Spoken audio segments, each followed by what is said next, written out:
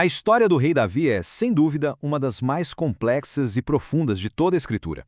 É um estudo fascinante sobre o poder, a fé, mas também sobre a impressionante fragilidade humana. Nos capítulos 8 a 11 do segundo livro de Samuel, nós somos testemunhas do ápice de um rei, um homem abençoado por Deus, seguido de uma queda moral que é francamente devastadora. Vamos então mergulhar na anatomia desse triunfo e dessa tragédia, uma narrativa de glória, de graça e no fim de uma falha que ecoaria por gerações. Para a gente entender essa trajetória, a nossa análise vai seguir a própria estrutura do texto bíblico em 4 atos. Primeiro, vamos ver Davi no seu auge, o rei vitorioso. Depois, teremos um vislumbre da sua nobreza de caráter, ao cumprir uma antiga promessa. Em seguida, veremos sua força sendo testada por uma grave afronta internacional. E por fim, o cenário muda para dentro do palácio, onde acontece a queda que mudaria o curso de tudo. Pois bem, vamos começar pelo apogeu. O capítulo 8 de 2 Samuel nos apresenta um Davi soberano, um líder militar implacável, expandindo sua autoridade e, de fato, estabelecendo o domínio de Israel sobre seus adversários históricos.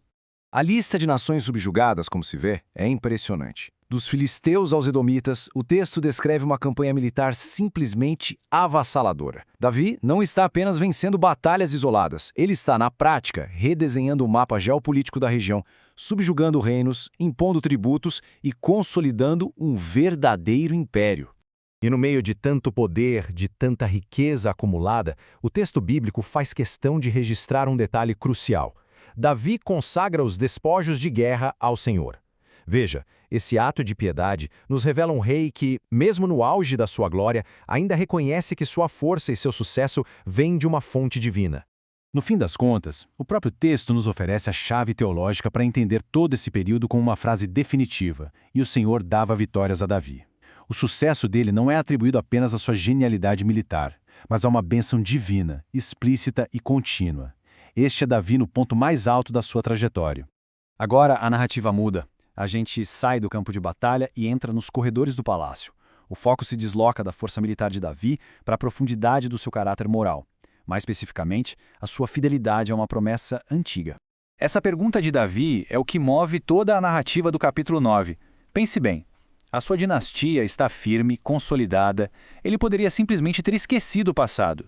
Mas não. Ele se lembra de uma aliança, um pacto feito com Jonatas, o filho do seu antigo adversário. Ele busca ativamente por uma chance de mostrar o que o hebraico chama de hesed, uma lealdade pactual, uma bondade que vai muito além da simples obrigação. E ele encontra Mefibosete. O texto descreve com detalhes que ressaltam a sua total vulnerabilidade. Neto do rei deposto, deficiente físico, vivendo no esquecimento num lugar chamado Lo-debar, que curiosamente significa algo como terra de ninguém. Ele era, em suma, a personificação da desgraça. A resposta de Davi a Mefibosete é extraordinária. Numa época em que o procedimento padrão de um novo rei era eliminar todos os descendentes da dinastia anterior para garantir o poder, Davi faz o oposto. Ele oferece segurança, restituição de bens e, o mais incrível, um lugar de honra permanente à sua própria mesa. A transformação na vida desse homem é radical.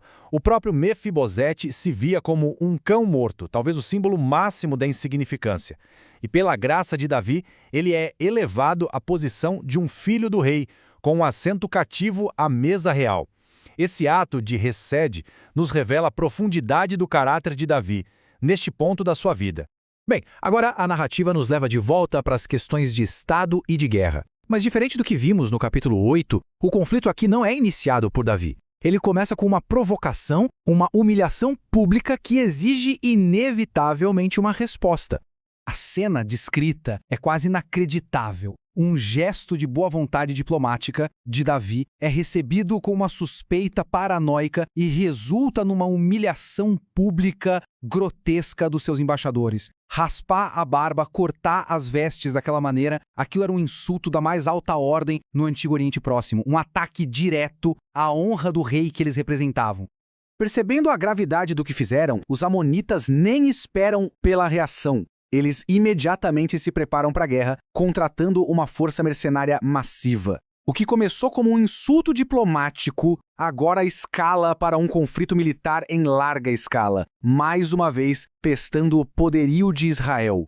E é aqui, no capítulo 11, que a história se parte. A narrativa sofre uma mudança sísmica. Nós saímos do campo de batalha e da diplomacia para a quietude do palácio. E é nesse ambiente que o caráter do rei, antes tão nobre, vai sofrer uma alteração drástica e trágica. A ascensão de Davi chegou ao fim.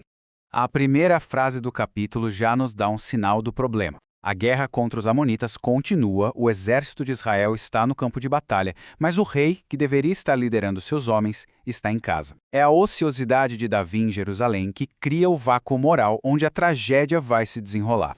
O texto descreve a queda de Davi em passos deliberados e metódicos. Não foi um lapso momentâneo, mas uma sequência de escolhas. Começou com um olhar, progrediu para uma investigação, culminou num ato de poder, um abuso, ao tomar para si a esposa de um de seus soldados mais leais, Urias, o hitita.